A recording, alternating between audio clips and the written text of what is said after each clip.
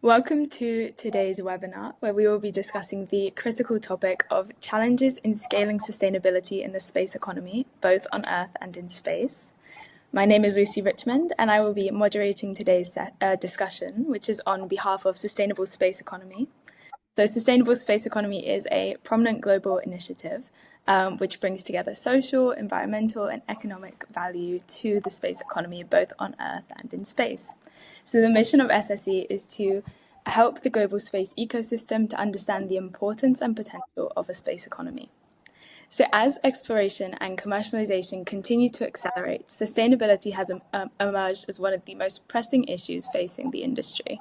Whilst other sectors have made significant strides in integrating sustainable practices, the space industry is still catching up. And the need to address sustainability is especially urgent as space activities expand, which impacts both our planet and also the outer space environment. So although we recognise that space can also contribute to the 17 United Nations Sustainable Development Goals, our focus in today's webinar is about the dual responsibility we face. So ensuring, on the one hand, that our activities in space do not create environmental problems and new environmental problems, and that on the other, the space industry on Earth adopts the same rigorous sustainability standards as seen in other industries. So in other words, the stakes are high, both here at home and in orbit. In today's session, we'll explore the key factors slowing down the scaling of sustainability efforts. Why is progress lagging behind? What barriers, whether technological, legal, or economic, are standing in the way? And most importantly, how can we, as a collective space sector, accelerate sustainable practices both on Earth and in space? By the end of our discussion, we aim to outline concrete proposals for next steps that can guide industry leaders and policymakers towards actionable and sustainable progress in the space economy. So we are fortunate to have two outstanding experts joining us today. Our first speaker is Chris Hearsey, Global Space Executive, space lawyer and entrepreneur. Chris is the co-founder and chair of the board of directors at the Space Court Foundation, as well as the founder and CEO of OSA Consulting. Our second speaker is Rafael Harillo Gómez-Pastrana, a jurist and legal consultant specializing in space law. He serves as senior advisor and counsel to Interflight Global Europe and is also the partner director at Stardust Consulting. So welcome to you both. And we are excited to have such esteemed professionals here today and look forward to an engaging and thought-provoking discussion. So, Chris, to start with you for our first question, what do you see as the primary factors slowing down the scaling of sustainability in the space industry? Well, first of all, thank you, Lucy and Timo, for inviting Rafa and I to speak with you today on sustainability. I think to begin to answer that question, there's at least two things that we must keep in mind. The first thing is, what exactly does sustainability mean? What is its scope? And different concepts of sustainability also have a sense of ethic usually attached to it. And so there are many different types of ethics. And so when you apply the concept of sustainability and these ethical principles to space, we have a lot of issues to sort through, right? So if we just start with sort of maybe a basic definition of sustainability, it's in a certain sense to maintain and preserve something, some process, some place, something, with the intent of having a methodology that doesn't destroy sort of the target of the sustainability. So if it's the oceans, right, we don't want to keep throwing garbage in. So we need to come together and figure out ways to limit all the different vectors of garbage into the ocean. In a similar vein, we've talked about with space. We send up satellites to the desert of space to die as a general mode of operations. But with respect to space, operations also means money. It also means revenue. It also means you're getting a benefit somehow, whether it's from above, down below, laterally in space, up in space, depending upon how you use it. Now, what's interesting about a definition of sustainability is the word preserve. Well, preserve is an ethical issue. What exactly are we trying to preserve? Are we trying to conserve? Or are we trying to do some other sort of ethical standard that sort of guides our sense of sustainability? So though that's the first thing I would posit that we need to make sure that we're on the same page about, like what exactly are we talking about. The second is most important and implicit in the discussion about sustainability and the way that I defined it, which is in order to understand the impact and the necessity of sustainability principles or rules, we also have to understand how space operations actually works. And a lot of folks I've noticed in the space community have a general ignorance of operations. And it's not a criticism, it's just because when you think about space, a space object from a legal point of view is anything that's launched or intended to be launched in space. So if you want to load up a Dragon capsule with a bunch of pencils, well, those pencils are now space objects. And because of it, whatever you do with those pencils in space is subject to a whole set of rules, right? And these rules guide operators. Operators rely on these rules, whether or not they have to ever deal with the Outer Space Treaty, the Liability Convention, what have you. Because operators, depending upon which country they're operating from, are usually beholden to some sort of authorization or licensing system. Well, if you actually look at the way that countries do this, there are a few countries that stand out.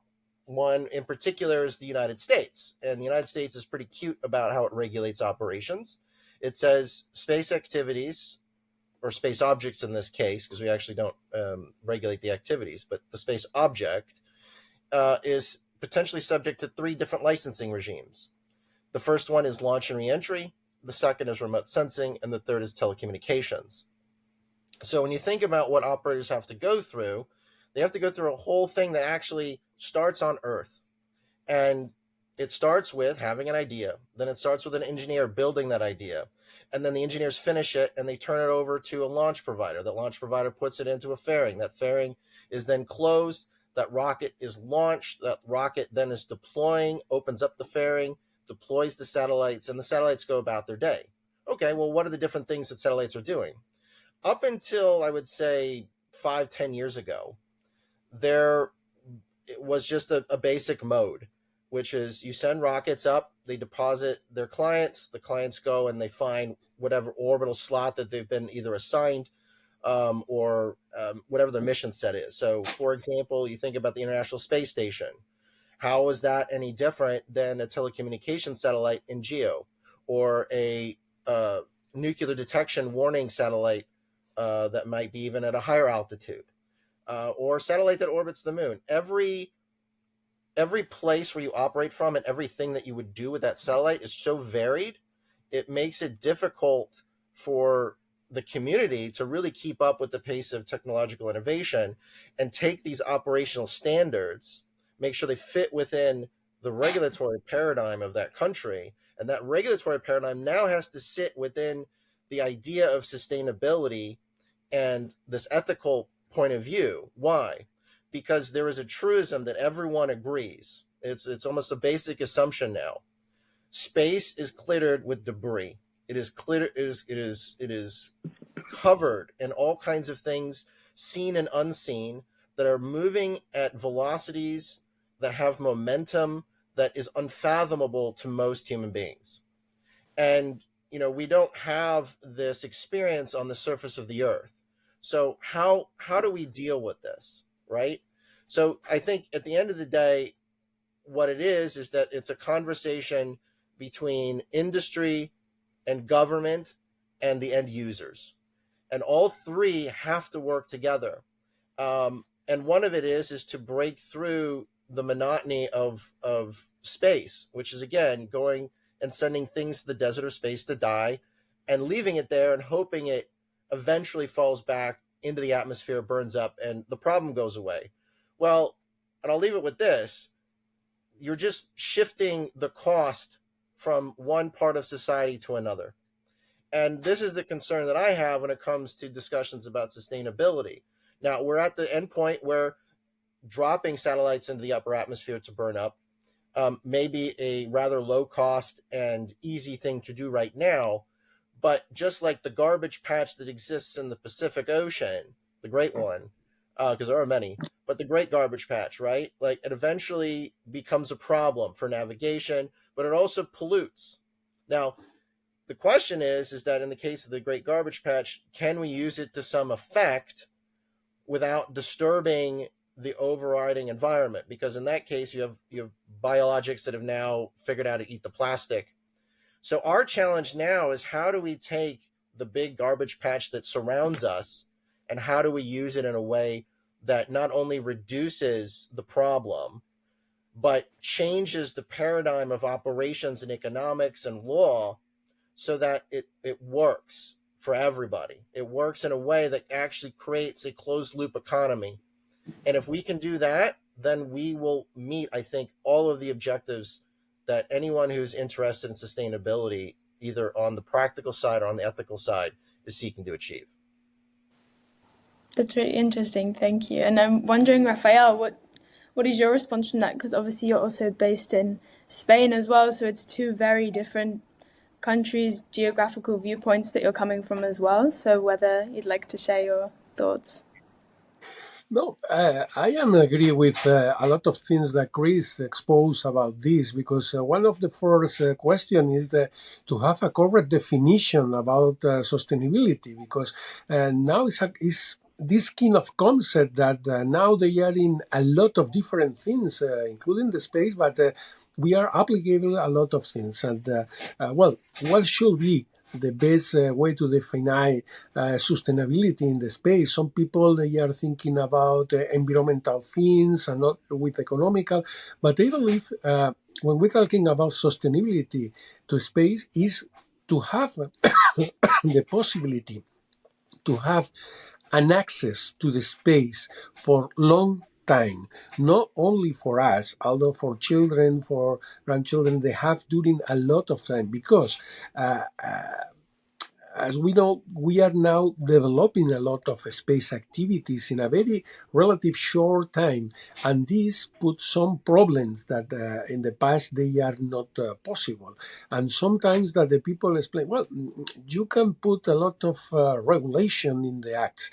Regulation in sometimes should be necessary, not for stopped activity. The final is a question of balance between to promote activity, to promote space activities, give the opportunity to humanity to expand go to the moon, to the solar system, and develop an economical development in the low orbit and in the cislunar space. But we can take care because if not, we can have several problems in the future. One of the most relevant things in relation to the sustainability could be the space debris question. If we put a lot of debris in the space and we don't take any care about mitigation to elimination of this debris, should be possible to have problems for go to the space. And during a lot of time, maybe all the space activity is for satellites and system. Now we are starting to have two space stations. We are International Space Station, Tiangong Space China's station, and in the United States they are developing projects about more than 5 space stations. Well, if we don't take care about sustainability, take this aspect of space debris, for example, should be difficult and very risky go to the space because the possibility to have a collision is bigger than in the past. Obviously, they are not an option that, okay, blocking, go to the space for commercial activities. Not. The key in the situation of sustainability is to have some regulation that help us to use the space now and in the future.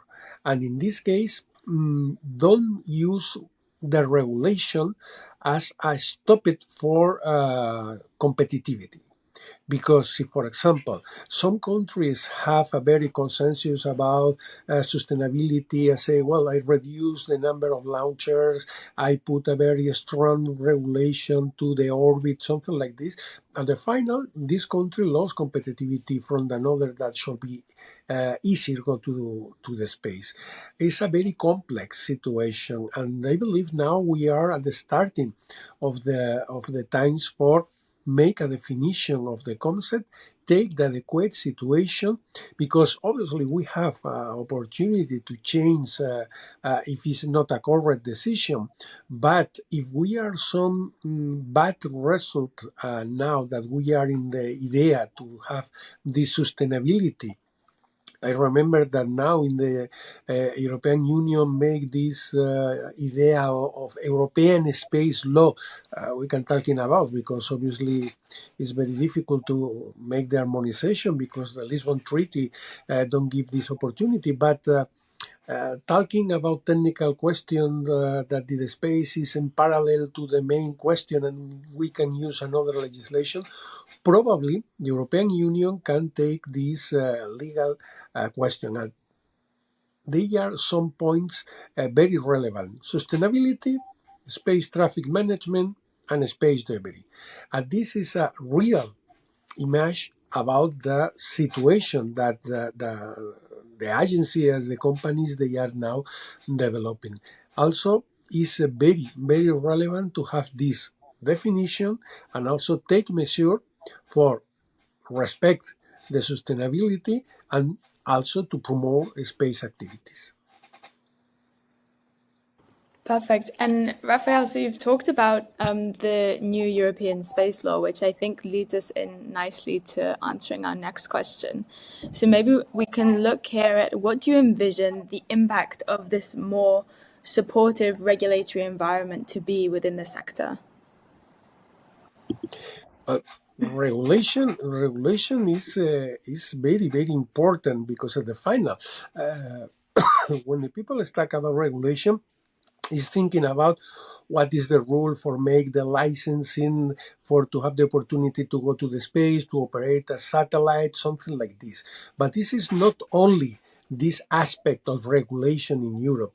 Now we are talking about a lot of companies that operate in the space. These companies, private companies, they need investors, and investors need good regulation, safe regulation, and in a lot of cases, companies put only money in companies that have sustainability, environmental rules very accepted. If you are a business that don't accomplish with sustainability, probably you lost money because funds and companies with the capability to invest in your company don't agree with your activity. But on the other hand, if there is not clear that they are real inside the framework of legal definitions, money have a right to have risk. Space is a very business risk. If you put more risk, probably these people to have the money having the same situation. For this, in my opinion, the question of sustainability and regulation, they are more implication that the one license for make a launch or for to operate is for exploring that. For example, another question, ISAM, in space activity, manufacturing, and assembling, obviously, this is a kind of industrial activity in the space that probably starting with little laboratories in the space station for make pharmaceutical, microchips, something like this. We are starting to apply this sustainability to this kind of product, but in the future we can also to apply to more industrial things. It's very relevant that when we have the opportunity to have this regulation here in Europe or in the United States also, because for me, when we're talking about the concept of sustainability, it's a global situation, because it's inutile that if we make a very sustainable space in Europe, But we go to the space. Space is not from Europe. Space is for all the different countries. And the consequence don't have a very sustainable situation in the space is for all the people to live in the Earth. It's not for countries. In this case, I believe that we need to work together with the main countries they are involved in space activities, with the main companies, and make a global definition of this, a global regulation. And Chris, the same question to you, and in also response to Rafael. So, in terms of how do you envision this impact of a more supportive regulatory environment? Yeah, so there are a lot of challenges. First of all, let's take some facts first. The majority of, let's say, commercial space flight, the majority of things launched into space are within the territory of the United States. I personally love that, and also are saddened by that at the same time, because we are reaching a capacity point with spaceports. At the same time, we're relying on space activities, space assets at a greater rate than we've ever done before. And everywhere from monitoring crop growth and health to battle zones, conflict zones, understanding how black markets work better, how they move their goods around. Incidentally, I've seen a statistic quite recently that said that the economy, the global economy, survived the pandemic because of the black market. It kept infusing enough cash into countries. So you think about that. It's kind of crazy. So, but with respect to space, there is. I want to remind people that from the United States perspective, the way that it regulates is based on the space object and not the activity, and that is a difference between a lot of countries. That partly has to do with the fact that the way that the United States is set up under our Constitution and how our regulatory state works.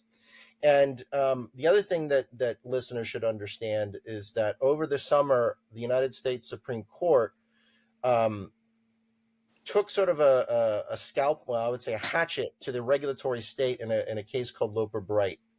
And what they did is they redefined the degree of discretion that regulatory agencies can have with respect to U.S. entities seeking licenses. And so this applies to everything, including space, because the three agencies implicated here are the FAA-AST, which handles launch and reentry, NOAA, which handles remote sensing licenses, but more importantly for this discussion, the FCC, which handles the basically debris mitigation issues. The historical reason for that is kind of insane to me to think about in hindsight. It was a hot potato issue that no one really wanted, and Congress didn't really want to deal with, for the last 25 years. And so what ended up happening is through a series of rulemakings and notices, the FCC usurped a set of authorities for itself to regulate debris mitigation, the debris issue. One of the things that they've done is implemented initially a 25-year rule. So at the end of life, if you have a satellite, you have 25 years to either deorbit it or put it into a safe graveyard orbit. There were a lot of discussions recently over the last few years, which culminated in a rulemaking whereby the FCC wants operators to deorbit their dead satellites within 5 years, meaning that in order to get a license to operate a telecommunications satellite, which is every space object needs a telecommunications satellite, that they need to have a plan before the license is issued on demonstrating to the FCC how that would work. So, as you can imagine, physics is what it is, and being in low Earth orbit creates a different burden than if you're operating, let's say, in geostationary orbit. It's almost impossible. It would take tens of thousands of years to get something in geostationary orbit to slowly migrate its way down and burn up in the atmosphere, which is beyond the lifetime not only of probably the license itself, but also of all of us. So there are practicality issues. Now, what's implicated now with this Loper Bright decision is whether or not the FCC actually has this authority anymore. I'm still waiting to see if there are challenges.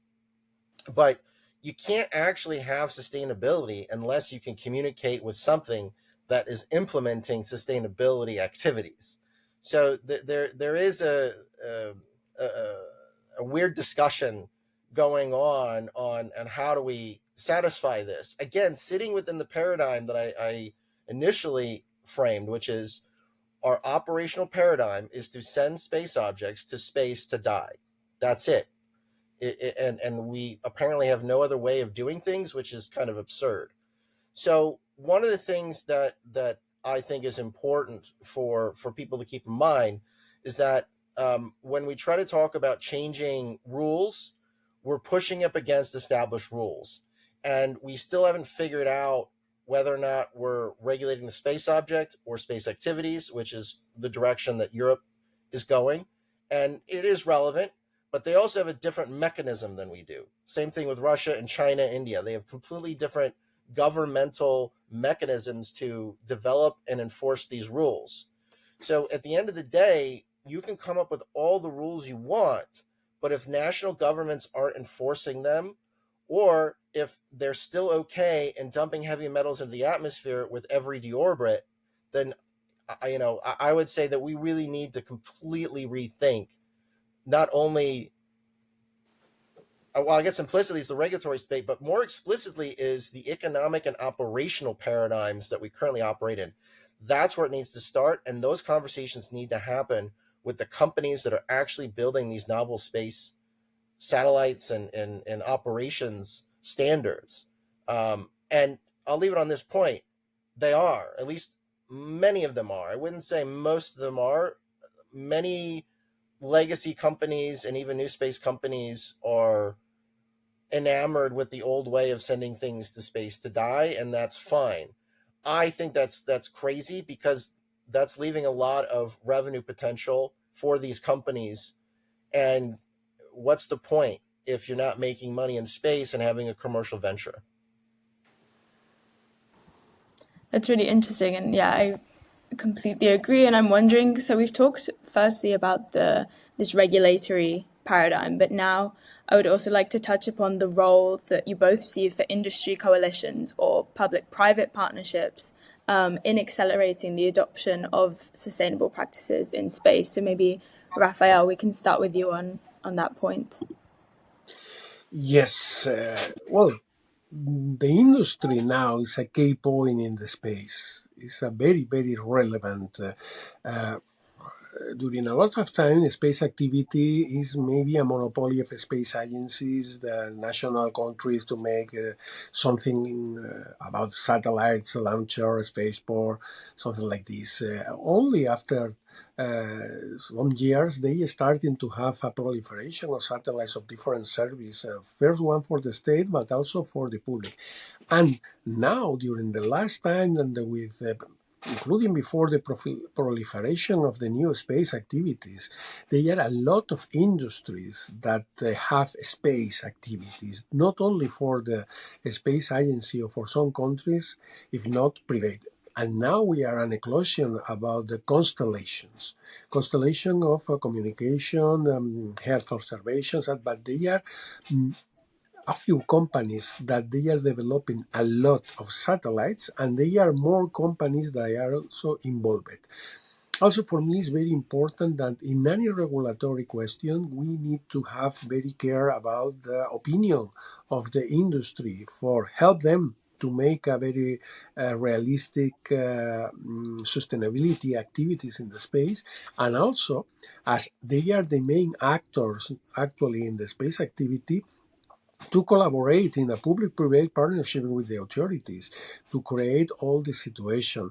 And for me, it's very important because we are not talking only about low Earth orbit. Now, there are a lot of companies thinking about in the moon. Thinking in the moon should be also very important for sustainability, because they are companies, they are landers, they are another companies that they create constellation in lunar orbit for give service from the future lunar bases for companies to arrive. And we are expands when we're talking about this level of sustainability. is in association to development. This development is beyond the earth. We need to establish if this development, this sustainability, is very important because we have the opportunity to start in a very clean situation when we're talking in the moon, because the earth and the orbit of the earth is with a lot of satellites and activities, but we have the opportunity to create and probably use as a model the sustainability in cislunar space.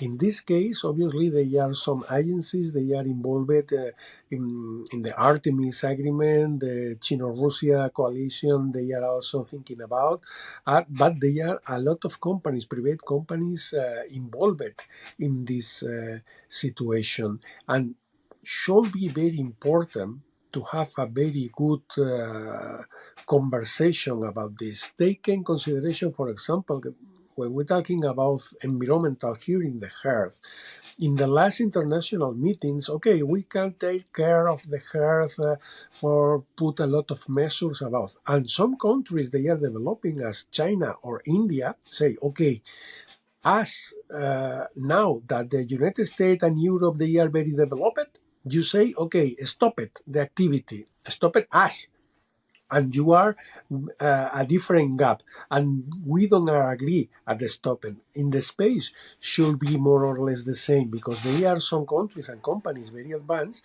and the other countries that they need to develop a real space economy should be okay. Sustainability is very nice idea, but always, if not stop it us to develop situation, because for example SpaceX have thousands of satellites or Starlink, and Yuna say, okay, it's not necessary to put a lot of satellites. If China or a private, semi-private China company has the intention to create another big constellation of thousands of satellites, say, why no? Why me? I can do the same. Also, so should be very important take this balance about this. And in this case, industry is a relevant actor. Is very, very important, because of the final for to debris, for the activities in the space, for private space stations, for private mission to the moon and beyond. Industry have more relevant. All the industries, all the companies, they are under legislation is national countries, but at the final, they have in some cases more power and more influence in the rest of the activities. And we still have some time left for this question. So, Chris, is there anything that you would like to add or respond to of Rafael's insights? Sorry, which question are we on? I lost track. Of course, we are on still on question 4. So, the role of the industry. Right, yeah. So I can tell you, having been part of different conversations over the last 15 years, and understanding, and the other thing that I think people need to understand is when it comes to building that consensus, it exists. The way that a lot of regulation is sort of founded on. NOAA has ACRES, the FAA has ComStack. FCC is a little bit different, but they have open public days and you can talk to them. The point is that when it comes to setting standards for things, which is where we start, right? Once the industry figures out what those things are, it's easy to get them implemented as duties if everyone's doing it. The idea being that in the same sense in common law, in say in the US and the UK, right, you have this idea of the reasonably prudent person. They're not an extremist on either end. They're not the best, but they're not the worst driver, let's say in the car context. So you have this reasonable prudent person, and you think, okay, well, what the hell does that mean? And when you go to law school and you learn these things, you have a hard time figuring it out, but you have to learn from practice. So how many people get caught up on a spectrum of violating, some legal rule? And where do they fit on that spectrum? Are they really good at violating the law? Or are they really bad at violating the law? But regardless, you still have to come back to, well, what is the expectation? And the most important thing when it comes to space, and the most difficult thing that comes to space, is the dual use nature of the objects themselves. And what this sort of brings about is this idea of what is the intent of that object to engage in a set of activities. Well, if I'm operating a U.S. Spacecraft with robotic arms and I get really close to a Russian or Chinese or Indian satellite, what is the perceived intent by those countries to my actions? Now, I may be completely benign in doing these things, but that intent is really a big part of creating the trust so that you can get that public-private partnership. And part of that is the communication bit and talking. And the way that companies generally talk is through entities like ASTM, AIAA, and other regulatory bodies of operators. So these are like non-governmental entities, people, companies send representatives, governments send representatives. They have a conversation, and it can be as simple as, how do you screw on a bolt and protect it so that during launch it doesn't come loose and become another piece of debris? What type of paint, what type of thermal characteristics should the paint have so it doesn't chip as the rocket goes up, or the satellite you might be painted with something. In the case of SpaceX, right, they have to now kind of paint their satellites with some chemical to be able to reflect light, or sorry, to absorb light, not reflect it, to reduce the amount of light pollution that they've been being accused of. But we look up in the night sky and we see a trail of things, and we're like, okay, well, that's new. I didn't grow up with that. I'm almost 45 years old. I didn't grow up looking at that. That would have been cool. But now we say, okay, to Rafa's point, you have operators that want to have constellations of thousands, tens of thousands. So the question is, well, what are they doing? They're trying to win a race. The race began in 1957, before all of us on this call are either born or in school. And so we're dealing with a game that's been going on for over 60 years. And now we've been dealt into the game working in the industry.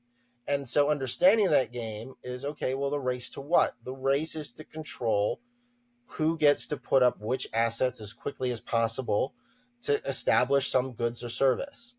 And governments enable that, right?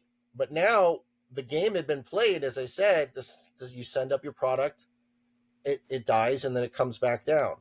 That's what we're trying to change. That's what we need to change. And so what I would proffer policymakers and stakeholders start thinking about is stop looking at Article 2 of the Outer Space Treaty and thinking that there are no other solutions, because you're reading it wrong.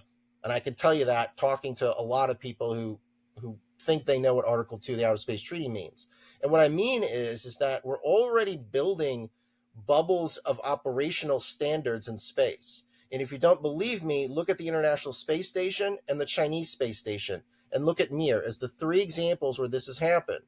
Well, we take that as important because there are humans involved. But I'm going to tell you right now, the humans are going to the moon. They're not sticking around in orbital space for long periods of time anymore, because we've learned a lot. Now, we still have a lot to learn just in dealing with microgravity, but that's not interesting anymore. And we're now at a point where we're debating whether or not we are on the verge of creating real AI, and AI that can be paired with sensors that are beyond our physical perception of viewing the world, and that we're supposed to all figure out how to use these data. Well, space companies are now putting all this stuff for the first time, state of the art, into practice, into operations, and we're learning from this. When we talk about public-private partnerships, we have to understand who is in that group, who is the public and who is the private. And part of the problem with that frame is that we're talking about public-private partnerships that span all of human connection and technology. And as I was saying, all these things feed into sustainability, but you talk to human habitat companies, and if you ask them, are they talking to other human habitat companies or NASA about the standards for grips, for your boot?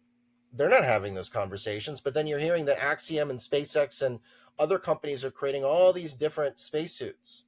This is why the standards are important. This is at a very base level, right? And you think about even for space operations, robotics, same thing.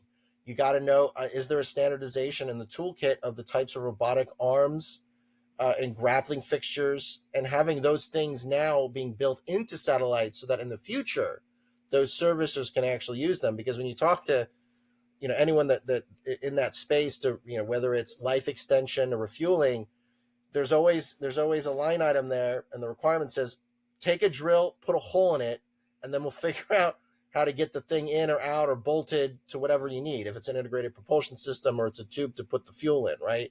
So that intuitively to me sounds odd, right? Like we're still trying to like build the car as we're driving it.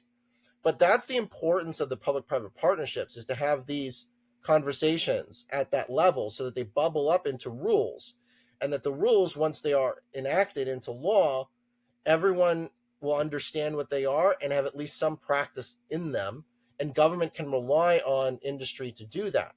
And there is tons of examples. You look at the maritime example, aviation example, it works. And I can tell you it works because most people don't die on aircraft anymore. We have a standardization process, even low budget airlines, right? Because their business models is to keep people alive and get them to their destination.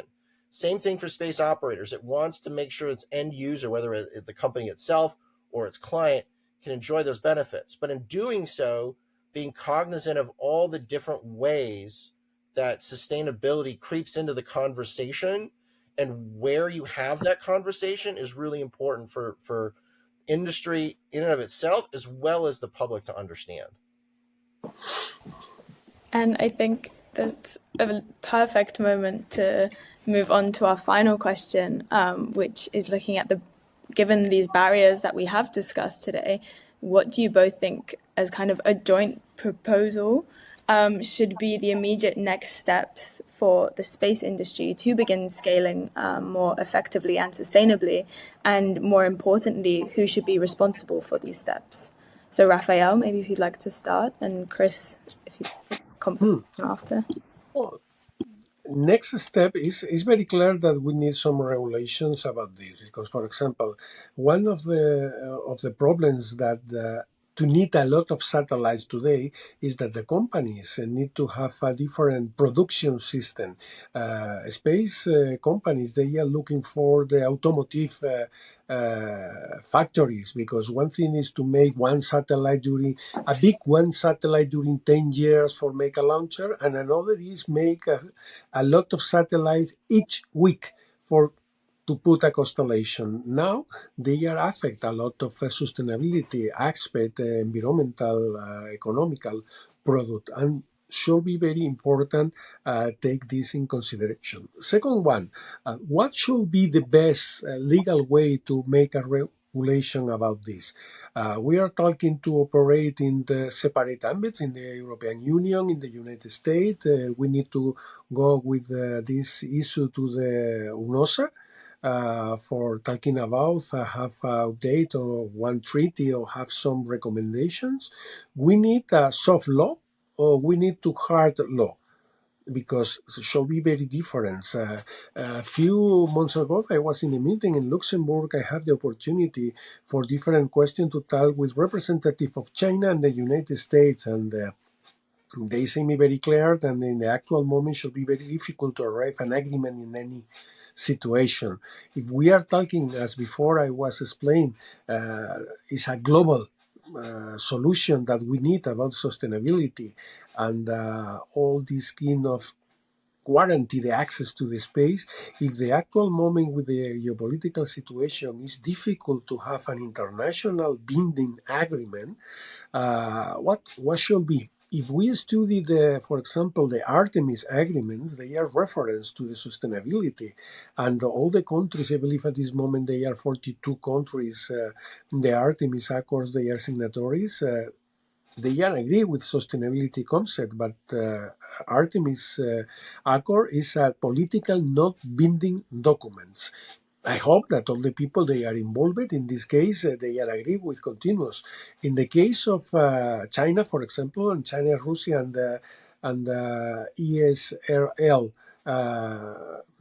team, they asked another block that they are also talking about sustainability to make regulations about all these things.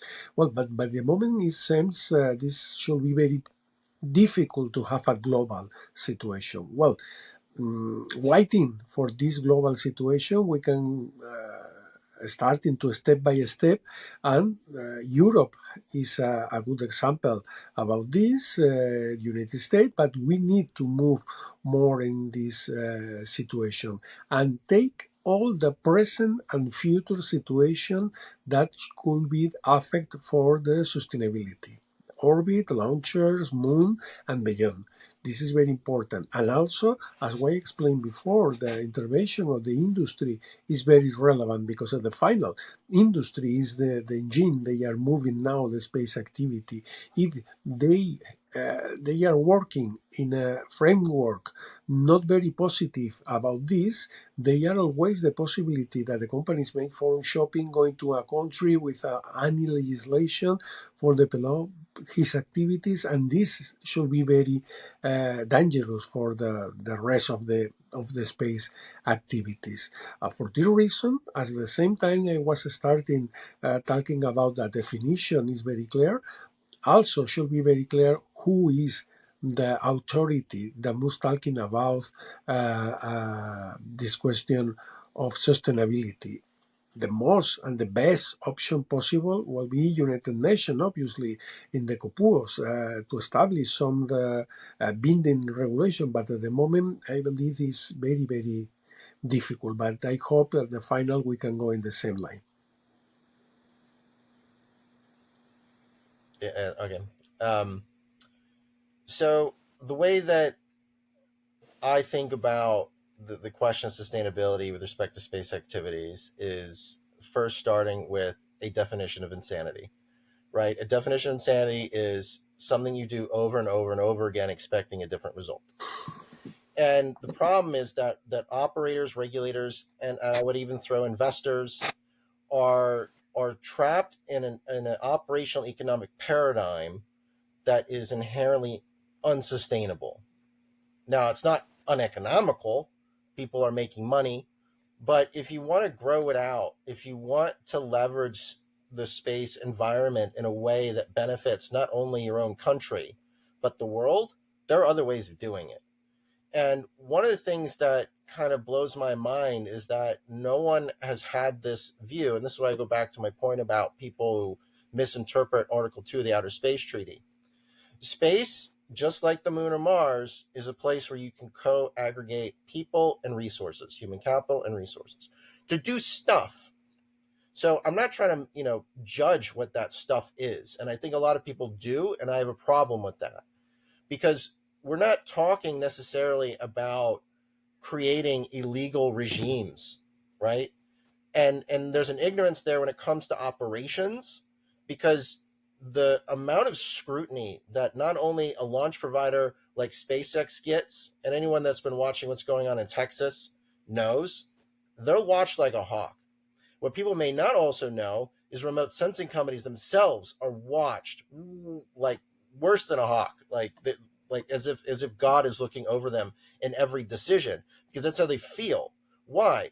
Because the dual use nature of the technology, and because the technology is progressing so quickly now, I would posit that we need to be very careful about how we regulate technology.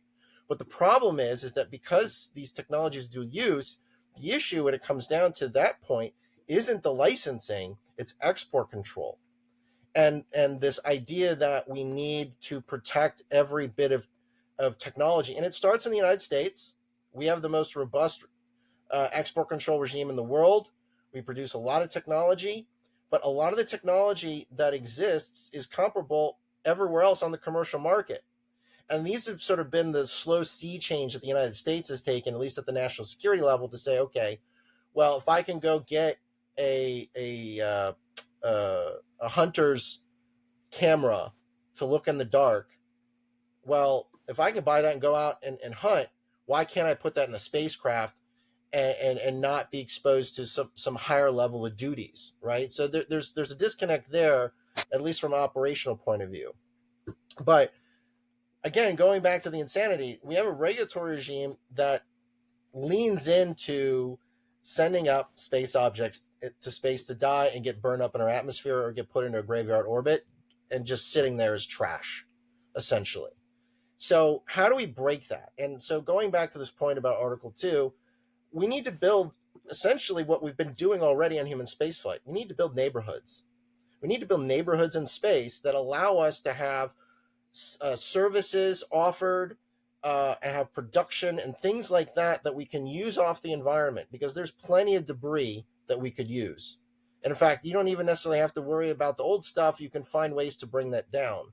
But in creating the neighborhoods, it gives us a way not only to anchor the economics of whatever you're doing in that neighborhood, but most importantly, like any neighborhood, once you get an aggregate of people that find value to be at that place, if there's a bunch of trash around, you're going to see a whole bunch of people walk around the neighborhood picking up trash. Why? Because that's what building a neighborhood looks like. And whatever services and products you want, whether it's 3D printing, smelting, refueling, recharging, it doesn't matter, right? These are things that once we establish them in space, we can start thinking about extra real estate that we don't need to use on Earth. So that building you need to build all the let's say batteries or other, or just things that you would normally send to space. You don't need to do that on Earth. You can do that in your neighborhood. You can do that on the lunar surface, on the Martian surface. But creating those technologies takes time, and we're just at the point where we're learning how to do that. And so thinking about breaking the insanity of the regulatory state that inhibits at multiple levels sustainability rules must be balanced against the absurdity of over-regulating something that stakeholders don't understand. And it really starts at the end of the day with operators in the space community educating stakeholders, government officials, regulators, and even other people within our community about this insanity of a cycle that we're stuck in, and that our potential is being held back by our own efforts. And if we think more sustainably and we think about building those neighborhoods, we can actually get the results that we're trying to achieve, which is to some extent preserve the space environment so that we're not locked in like we're in the movie WALL-E. So those are the things that I think that the general public and stakeholders in general need to understand and take to heart. And yes, it's a complex issue, but a lot of it is conversation, and a lot of it is looking back on legacy policy and rules that don't make sense anymore. And that's, I think, what should be the next step, rather than worrying about whether or not we're filling in every hole of the Outer Space Treaty to some degree, or insisting that U.S. companies have to lead the way. We all have to lead the way because we all have to standardize. If we don't, then we will continue to be acting in an unsustainable manner. Perfect. And I think that is the best way that we could finish off today's webinar, talking about this kind of clear need to advance sustainability in the space economy, that it's requiring this collective effort, innovative thinking, imagination, and ultimately a commitment also to responsible practices. So I would like to express my deep gratitude to both of you, Chris and Rafael, for your expertise and contributions to today's discussion.